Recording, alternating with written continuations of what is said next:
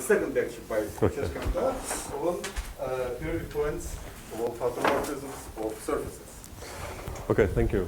So let me recall the notations from yesterday. So X is a surface, so it's complex projective surface. F is automorphisms.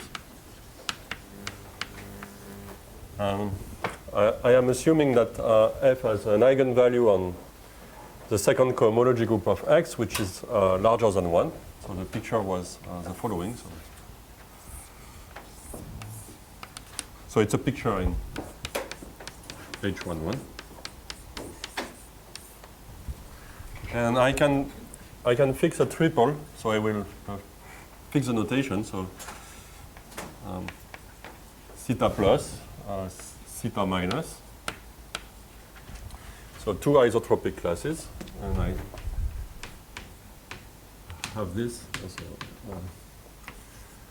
theta plus plus.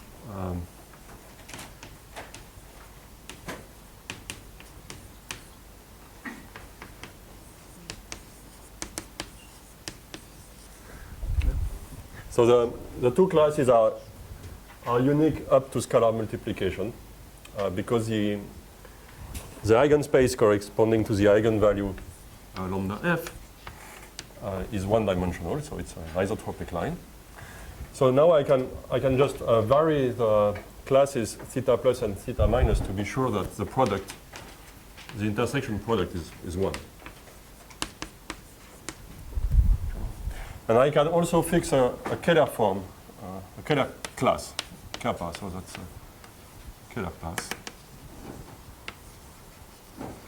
such that the norm of this class with respect to kappa when I take the product is also 1.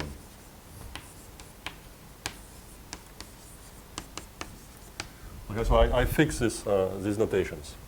And what I explained yesterday, I explained that theta plus and theta minus are represented by closed positive currents which are unique. So there exists a unique closed positive current theta plus or theta minus, such that the cohomology class of theta plus, of t plus or t minus is equal to theta plus. Okay. And this current, you may obtain this current as a limit. So it's a limit when n goes to infinity of 1 over lambda to the n, fn star of omega for every Keller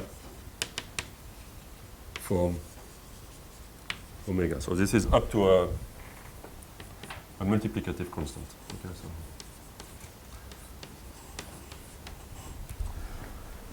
of course, if you multiply omega by 2, then you divide this constant by 2.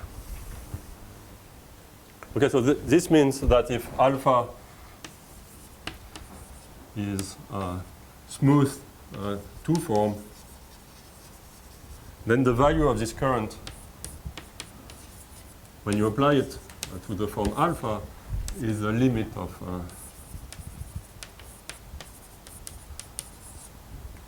the following integrals. So you take the integral over x of the wedge product between this form and alpha.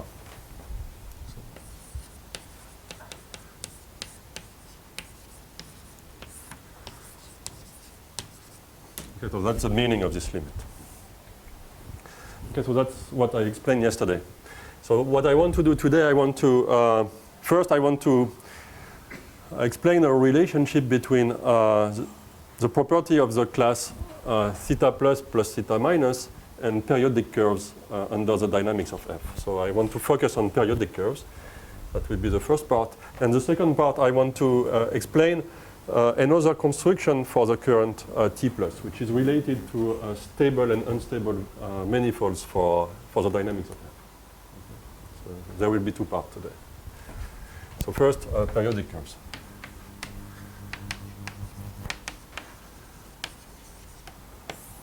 Okay, Okay, so you take C in X, let's say an irreducible curve.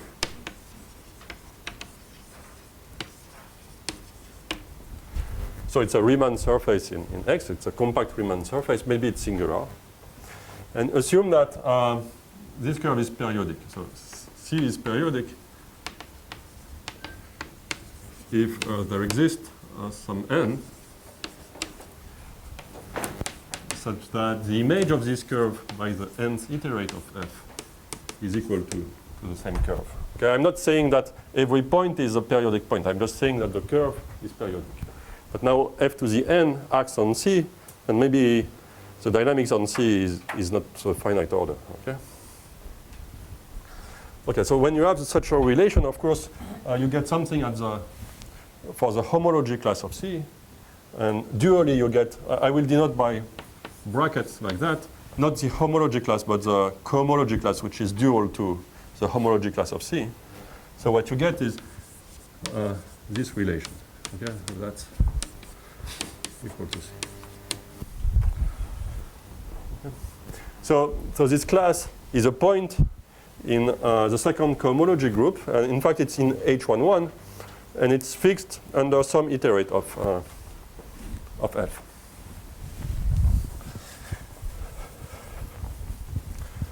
Okay, so we have two eigenvectors for the nth iterate of F. This eigenvector, which corresponds to the eigenvalue 1, and we already had two eigenvectors which were theta plus and theta minus, corresponding to eigenvalues which are different from 1. So these eigenvectors, they have to be orthogonal with respect to the intersection form. So what you get is theta plus F when you take the product with the class of C. It's 0, and it's the same as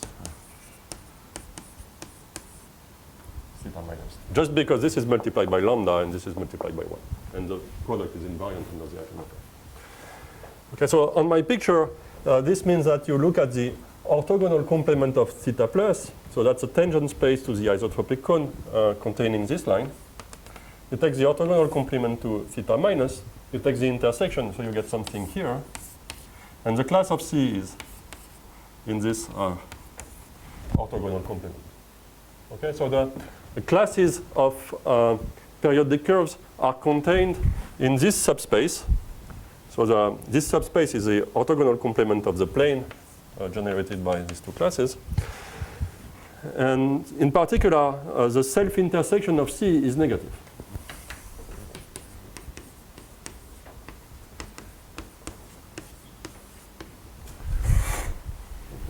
Because in this part, the intersection form is definite and negative. Okay. And it's even better if you look at the vector space generated by cohomology classes of periodic curves. Then this vector space is contained in this codimension 2 subspace of H11. Okay, so let me write it.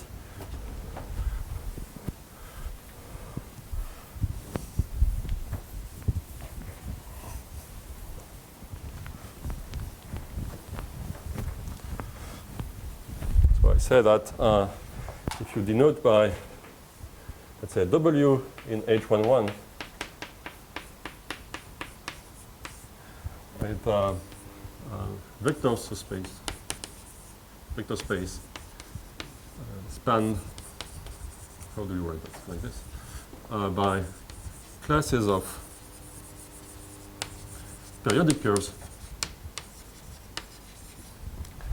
This subspace is contained in this one, so W is here. And so the intersection form is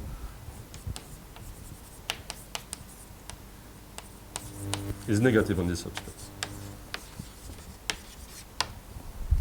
Okay. So now there is a theorem which says that if you have curves which are contained, whose homology classes are contained in a subspace where the intersection form is negative definite, then you can contract all these curves. So that's a Mumford contraction criterion. So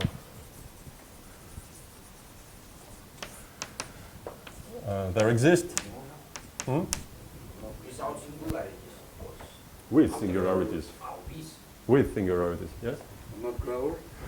Yes, Grauert. I think for curves it's okay. Let's say Mumford-Grauert criteria. Okay. So there exists. This is Mumford-Grauert contraction criteria. So there is a pi holomorphic map from X to X naught. So this is a singular surface. Okay, and pi is a birational morphism.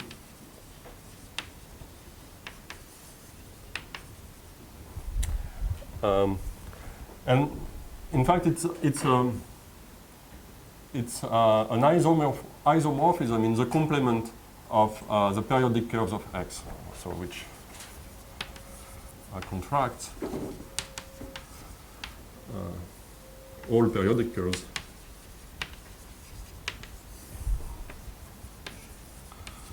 of F, and is an isomorphism on the complement of the periodic curves.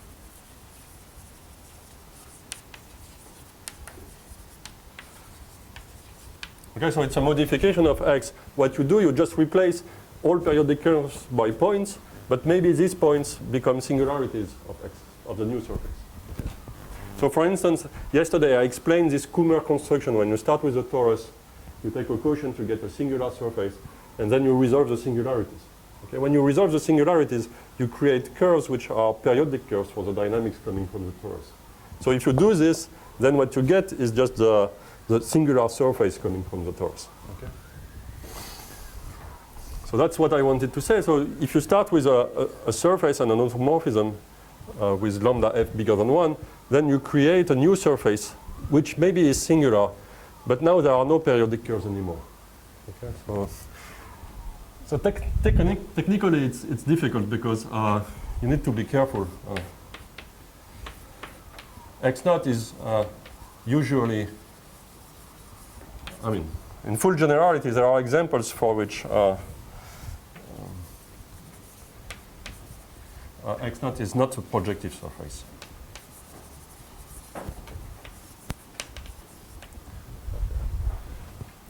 You may have bad singularities for this surface. But for instance, if you start with a K3 surface, then the singularities are not bad. In fact, all singularities are quotient singularities. So locally, they look like the plane C2, and you take a quotient by a finite group. Okay, so it's an orbifold if you start with a K3 surface. So now I want to forget about these periodic curves, and I want to say I want to assume that there are no periodic curves. If there are periodic curves, then I work on this surface. So this surface is singular, but let's forget about this problem. Okay, so we do as if there are no periodic curves. Okay, so. Is there a way you can contract only -1? Yes, for instance, yes, there are examples for which what you do is just contracting -1 curves, and what you get is a smooth surface.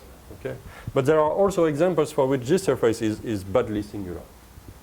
Okay, there are examples. For K3 surfaces, you get orbifolds. But if you start with a rational surface, what you may have is a genus 1 curve that will contract onto a point. Okay. So there are bad examples coming from rational surfaces.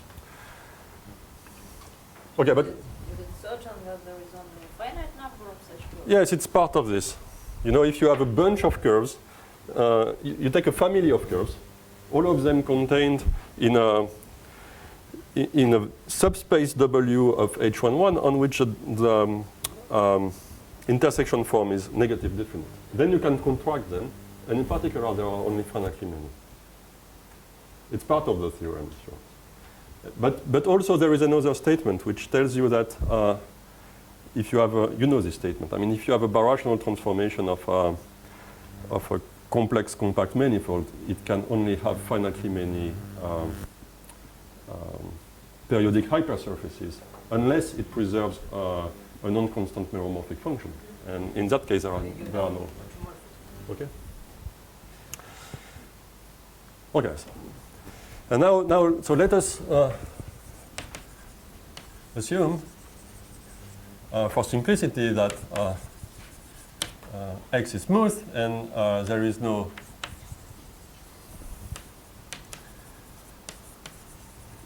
periodic curve.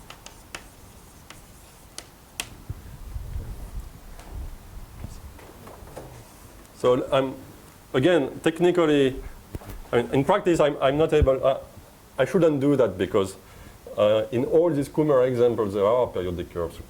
But otherwise, if I don't make this assumption, then the proof becomes super technical. So I want to make this. No, not if the surface is rational surface. For K3 surface, it's okay. For K3, it's orbifold, so it's like a smooth. Okay. So then I say that you look at the class theta plus f plus theta minus f. So consider this cohomology class. And now take a curve E, which is an irreducible curve. Take the class of this curve and compute the product. Okay, so this one is a limit of Kähler form. This one is also a limit of Kähler form. So this product is non-negative. Okay. And now if it is equal to 0, this precisely means that the class of E is in this space here. Okay. So the self-intersection of E is negative. Okay? Because if this number is 0, then the product with this one is non-negative, so it has to be 0, and this one is also 0. So if it is 0, the class is here. So the self-intersection of E is negative. And now the dynamics of F on this subspace is just a rotation. Okay, so I have an integral class in this subspace, and when I apply F, it's just a rotation. Okay, so I have a point in which is a point in H2 of X Z, which moves by rotation. So there is some iterate of F such that this point is fixed. So there is. And I mean, if this product is 0, then there is an n such that at the cohomology level, this is equal to E. Okay, just because there are only finitely many integral points whose distance to the origin is equal to E, to the distance from E to the origin in this space. Okay. But since the self-intersection of E is negative, there is only one curve in this homology class. That's the curve E. Because if you have two curves, they intersect positively. Okay, I mean non-negatively. So this implies, in fact, that this equation is satisfied at the level not of homology class, but curves. Okay, so you get this equality. So the curve E is periodic. Okay, but I assume that there are no periodic curves, so this is always positive. Okay. For every reducible curve.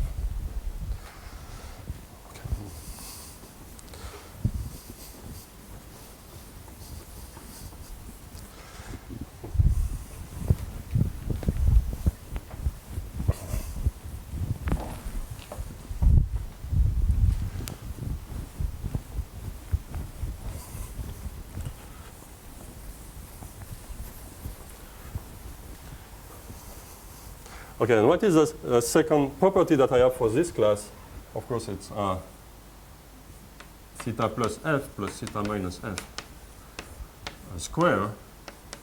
So both of them are, so they take the self-intersection, so both of them are isotropic vectors. So what remains is just 2 times the product here, and this is 2 times 1 with my choices, so it's 2, so it's strictly positive.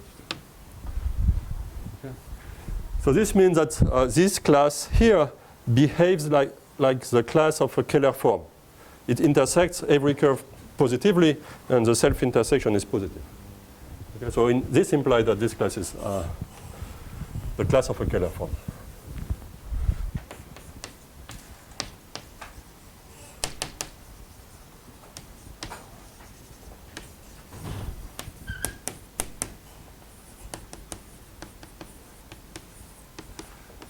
So that's a scalar form. So I have equality at the cohomology level and at level of currents. This is dV bar of some function, and W is continuous because the potentials of T plus and T minus are continuous. Okay. Okay, so that's what I wanted to say concerning periodic curves. So first, by this Grawart-Mumford criterion, I can assume, if I work on a singular surface, that there are no periodic curves anymore. And once there is no periodic curve, so if there are no periodic curve, then this class is the class of a Keller form. Okay. So that was the first part for today. And now I want to look at another point of view to construct the current T plus and T minus. Okay, so I want to look at stable and stable manifolds.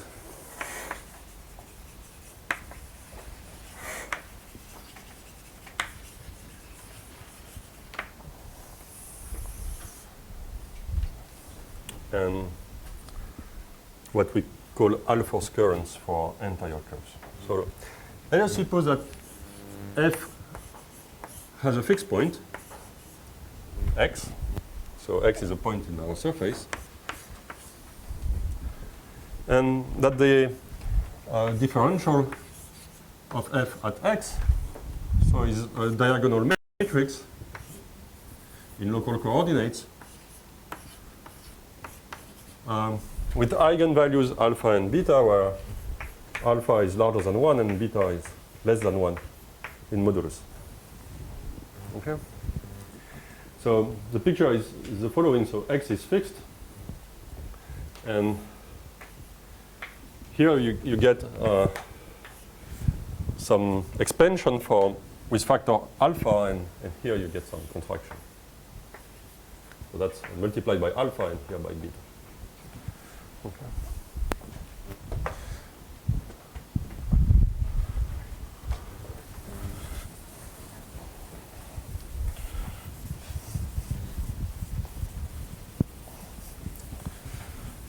So now we look at the set of points. Excuse me? Alpha cannot be 1. I didn't say that. I said I assume that alpha is bigger than 1. Okay. Assume that alpha is bigger than 1 and beta is less than 1. Okay. So I'm just assuming that there is a fixed point like that. Okay, so if you look at the dynamics of the linear map, if you start with a point here, of course, the the coordinate on the vertical axis decreases by factor beta, and this one increases by alpha, so the orbit does that. And so the set of points such that the forward orbit converges to the point towards the point x is just the vertical line. Okay? And now f is not linear, but it looks like the dynamics looks like the dynamics of the linear map. So you have a stable set. So it's denoted W stable of x. This is the set of points which are that converges toward x when you iterate f forward. Okay, so Ws. X is a set of point z in x such that fn of z goes to x when n goes to plus infinity. Okay, that's a stable manifold.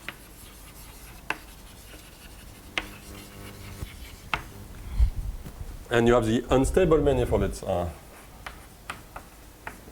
set of points z in x, so it's such that the iterate goes to x in negative time. So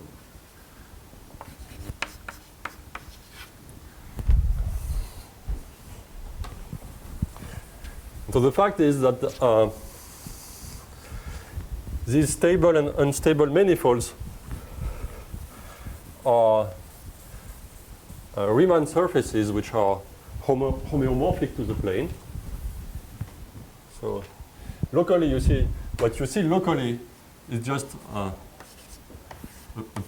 piece of Riemann surface which is topologically it's a disk. Okay? And the complete stable manifold is just a union of preimages of this disk. So it's an increasing sequence of disks. So WS of X is a Riemann surface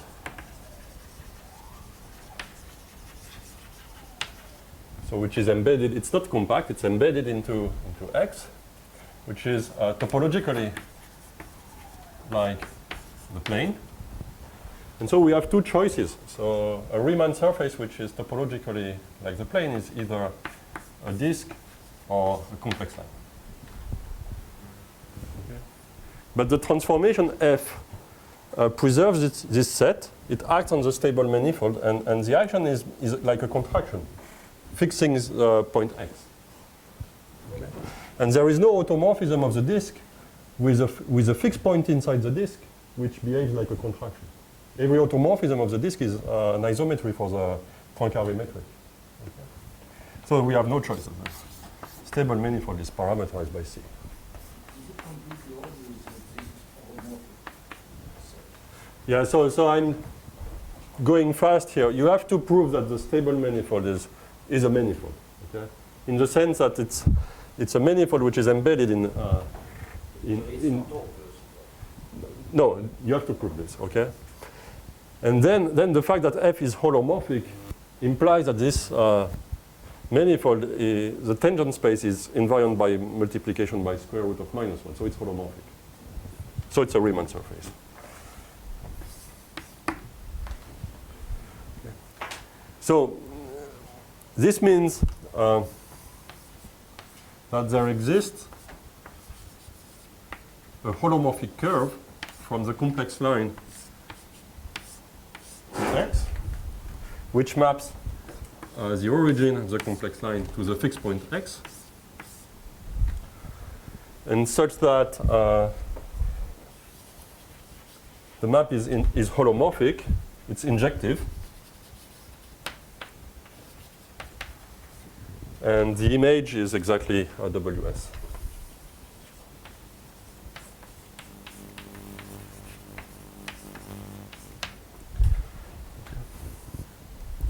And the transformation F preserves the stable manifold.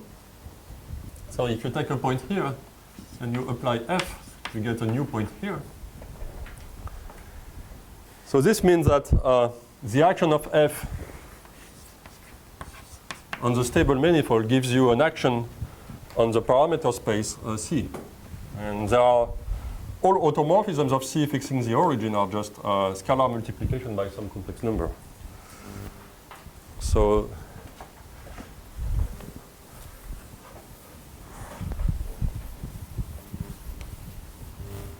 there exists a complex number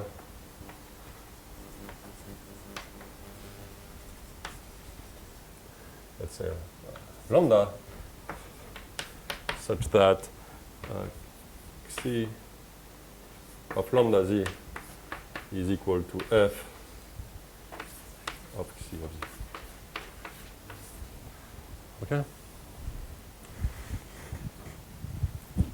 Just because F preserves the stable manifold. And all automorphisms of the complex line fixing the origin are scalar multiplication.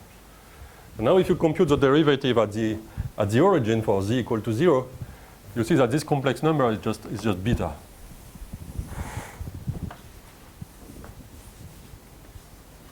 You have no choice. The action on the infinitesimal action here is just multiplication by beta. Okay, so that's for the stable manifold. Okay, put an index S. And for the unstable manifold, you have the same kind of parameterization.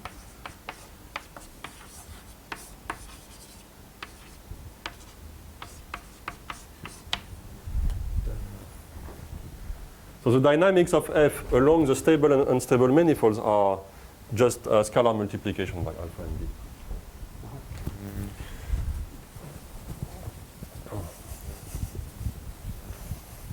Okay, so now I want to explain how you can, from this stable and unstable manifold, you can build the current T plus and T minus.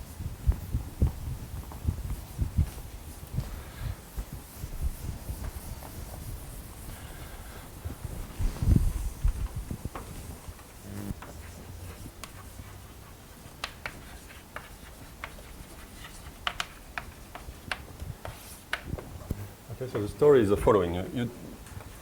So now you take any, so you take an entire curve, so a non-constant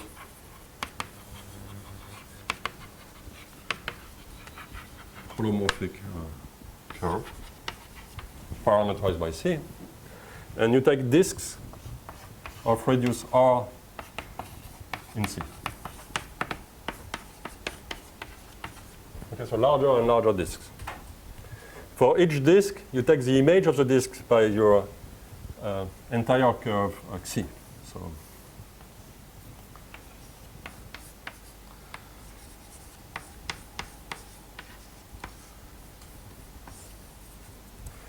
you get larger and larger disks. Okay, so that's C of T. And when you increase R, you increase the disks. Okay. So now for each radius R, you get a Riemann surface, which is just a disk with boundary here. So it's a Riemann surface with boundary inside X. And you consider the current of integration over this disk. Okay, so let's say TR is current of integration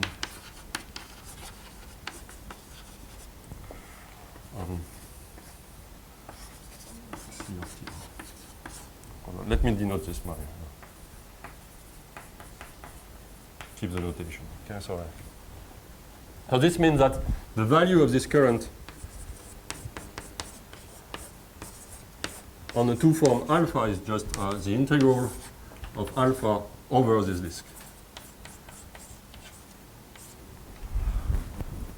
Or if you prefer, you start with a two-form alpha, you pull back the two-form by the map C, you get a two-form on the complex line, and you integrate this two-form on the disk of radius R. Okay, just the integration of alpha on this curve.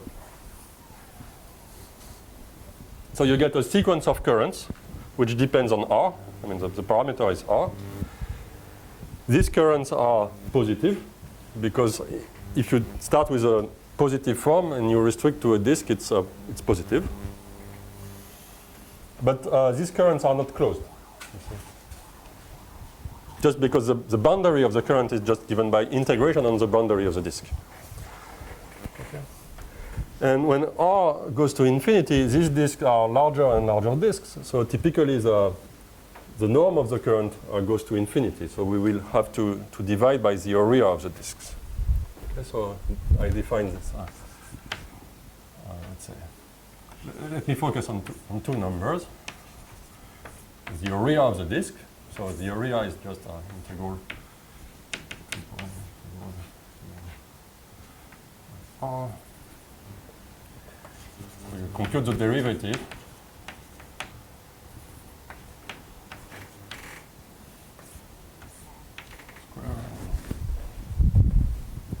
So it's just the area of the disk. So the area of the image of the disk. Okay, so it's R. So there is a square here. You need to take the square of the derivative. And the boundary, the length of the boundary is, you integrate on the boundary. So it's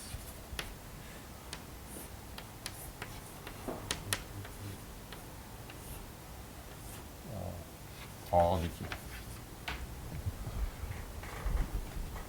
Okay? Is that clear? Or? So the derivative is, you compute the derivative, the norm of the derivative with respect to the Keller form that you have on X, and the Euclidean metric on C. T dt d theta. Thank you. Okay. Okay, so and now there is a nice trick. So the trick is the following. I want to show that the length becomes smaller with respect to the area when the area goes to infinity. Okay? At least along a subsequence. So the trick is the following. So you compute the derivative of the area with respect to the parameter r. So prime is for derivative. Okay, so you take the derivation here, so you just integrate 0 to pi. So what you get is the derivative of xi to the square r d theta. Okay, when you take the derivative. And for the length, you have this formula. So now you can apply Cauchy-Schwarz inequality. You see, you compute the square of the length. If it's the square of this integral. Now you write that you write Cauchy-Schwarz, so it's less than the integral of the square of the derivative. So there is a factor r here, d theta, times the integral of 1 between 0 and 2 pi. So 2 pi. Okay. And this is just oh, there is a square here.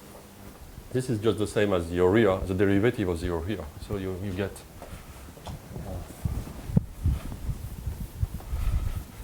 length r squared is less than 2 pi. So you have a r square here. You put 1 r in the integral, and this is the derivative of the area. So 2 pi r area prime r. Okay. So now I want to show that there is a sequence of ready Rn going to infinity such that the length divided by the area, when I compute this ratio for this sequence of ready, goes to 0. So that's what I want to prove. Okay. If it is not true, this means that this ratio is bounded from below for all values of R. Okay, so assume that this is not true. There exists a constant, eta, which is positive, such that eta is a lower bound for this ratio.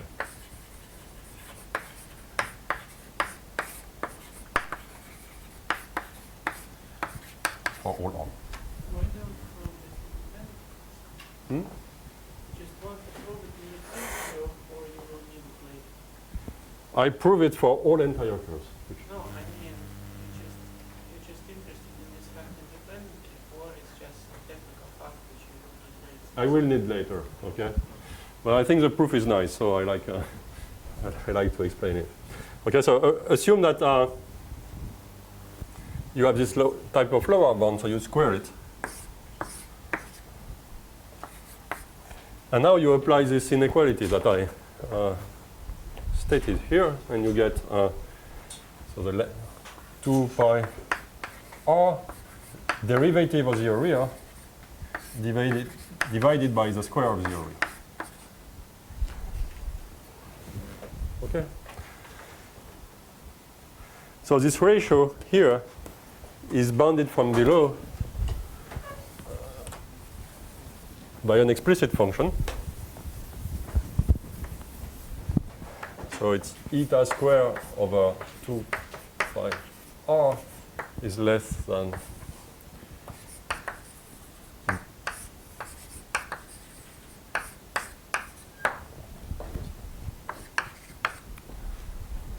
and you just integrate between the radius equal to 1 and radius equal to big R, capital R. So you integrate between 1 and R, both sides.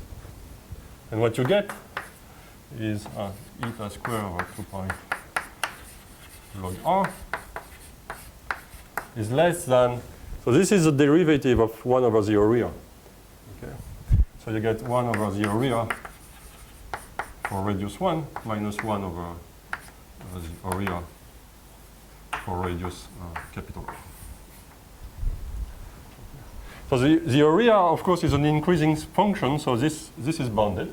This is less than the area, 1 over area for radius 1, and this goes to infinity, and so you get a contradiction.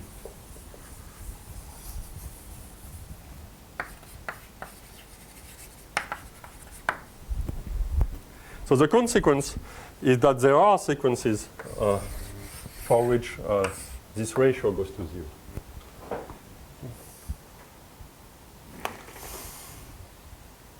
So take such a sequence.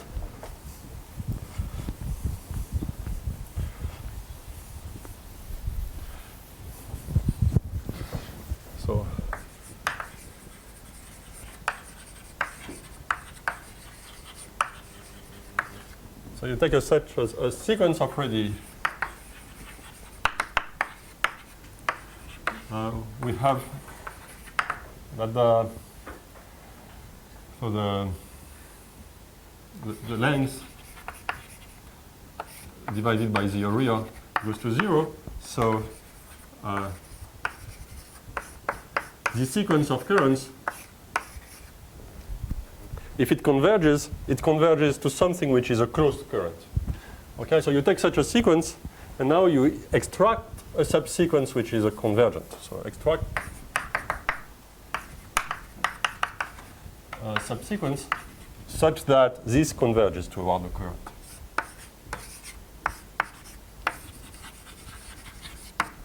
Oh, I said something wrong. I need to divide by the area. I need to normalize by the area to get a sequence of currents whose norm is equal to 1. Okay, so since the norm is 1, I can extract a subsequence which converges, and then by this property, the limit is closed. Okay, so this is a general strategy starting with an entire curve, which is not constant, to construct a closed positive currents. So I will be cheating a little bit because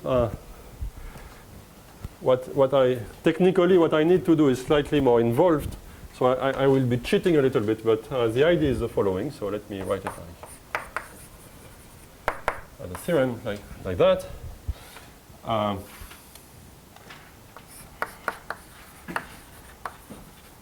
For every stable manifold WSX such that WSX is not contained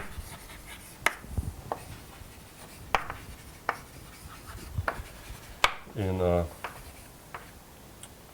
fixed or periodic curve,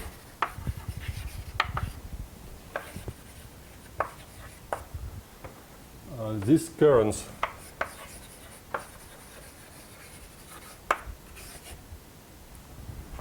coincide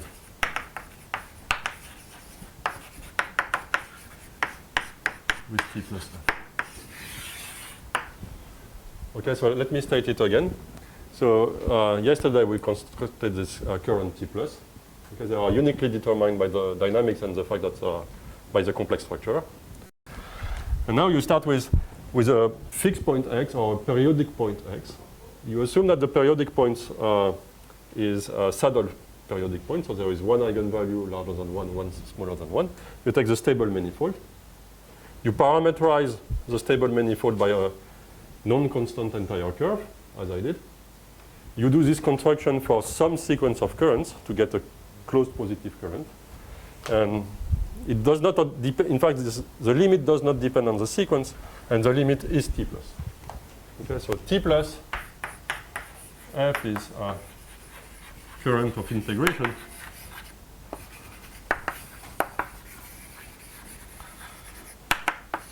on the image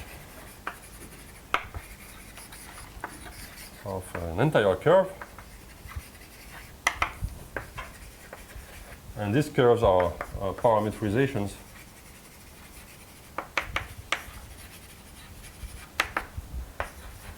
of stable manifolds.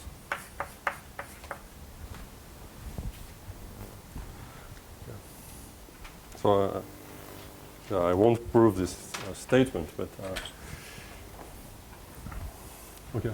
So I put a theorem in with quotation marks because what I really need to do is instead of just dividing by the area, I need to make some kind of logarithmic average of these currents to prove these results. But the idea is the same. Okay. So we have two viewpoints now on these currents. First, you can view these currents as limit of Kähler forms when you apply the dynamics, or you can view these currents as integration over stable manifolds for periodic points. Okay?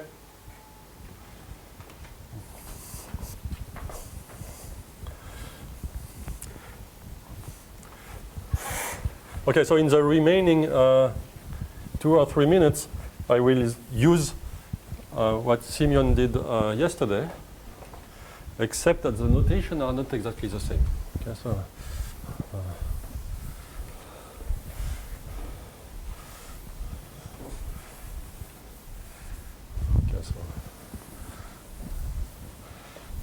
the notation are almost totally opposite. So in the notation of Simeon, we had omega, let's say, capital T mu. Okay. And f was a function, and x was the symmetric space. Okay, so now omega is x, our surface. The transformation T is the automorphism f. And the measure mu is what I denoted mu f. So that's good, okay? Okay. And mu f, by definition, it's T plus f wedge T minus f. This one is multiplied by lambda. This one is divided by 1 over lambda. Okay, so now you can apply Osseledet's theorem for mu f.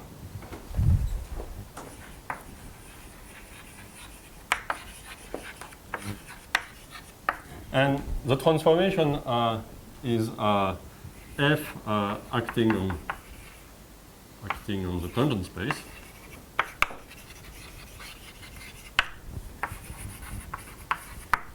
Okay, so in fact it's f and the differential of f. Okay. And what you get is positive and negative exponent for almost every point with respect to mu f.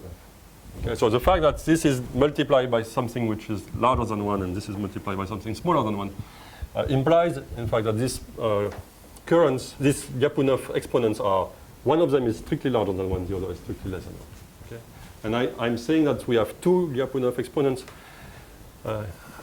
In fact, what I want to say is that we have 4 of them, because it's a 4-dimensional real manifold, but they come with multiplicity 2. Because f is holomorphic. Okay? So we have a Lyapunov exponent, one which is positive and another which is negative. And then after Osseledet's theorem, you have another theorem which comes from Pessin theory, which tells you that these Lyapunov exponents describing the dynamics of the differential of f when you iterate, in fact describes, I mean, you can integrate the Lyapunov, the Osseledet's eigenspaces into stable and unstable manifolds. So the picture that I described for just fixed points or periodic points, you have the same picture for almost every point with respect to mu f. Okay. So almost every point x in x with respect to mu f has a stable manifold and an unstable manifold. Here,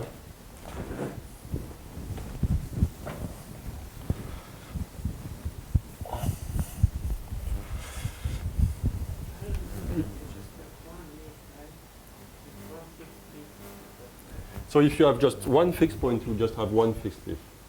Why basically you need like some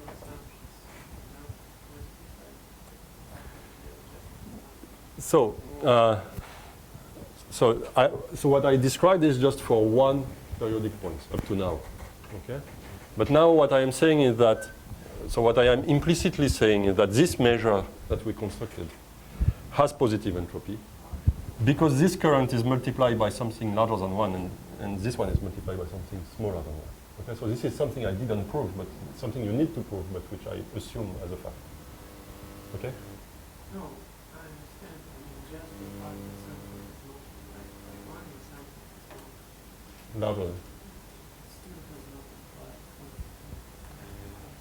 quantity. Yes, but this current is also so it's big in some sense because it's locally it's dd bar of a Holder continuous function, so it cannot be just concentrated on one point. Okay. So in fact, the entropy with respect to this measure is equal to logarithm of lambda f because of this product formula. Okay, so it's something I don't want to describe, but which okay. So I should say it here. So okay, yes. So this measure is ergodic.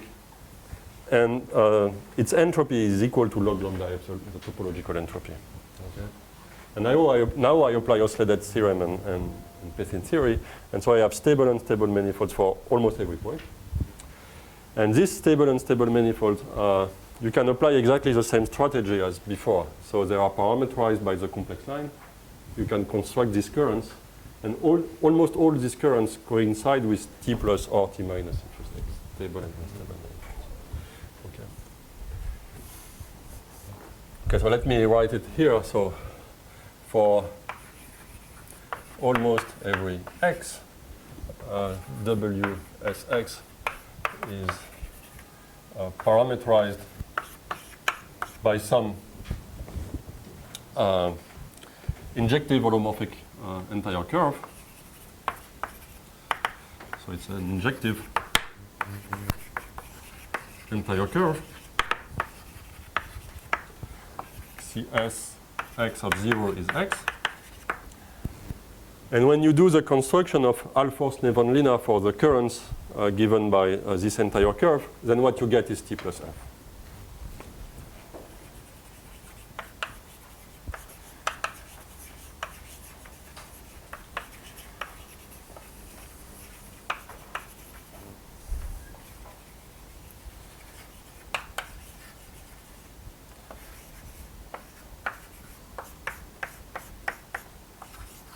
Okay, and the same for the unstable manifold and t minus. Okay, so what I explained for just one fixed point is true for almost every point with respect to the measure mu f. Okay. So I will stop now. And so up to now, I did not use the fact that what I want to, the real part of what I want to say, the real goal is to explain that if this measure is smooth, then in fact we have a Kummer example. I want to show that if this measure is absolutely continuous with respect to Lebesgue measure, then X is a Kummer surface and F comes from a linear transformation of a torus. Up to now, I did not use the fact that this measure is absolutely continuous. Okay, it's true in full generality. And tomorrow I will use the absolute continuity. So I stop now. What is the stable manifold? Smaller and not? Okay, it's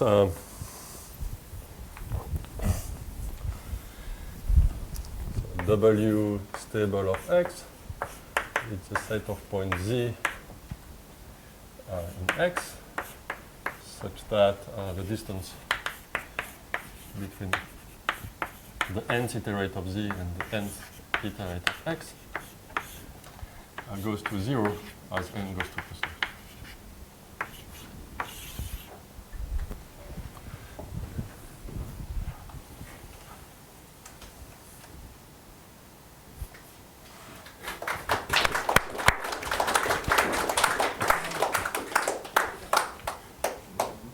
Questions? So somewhere pretty early on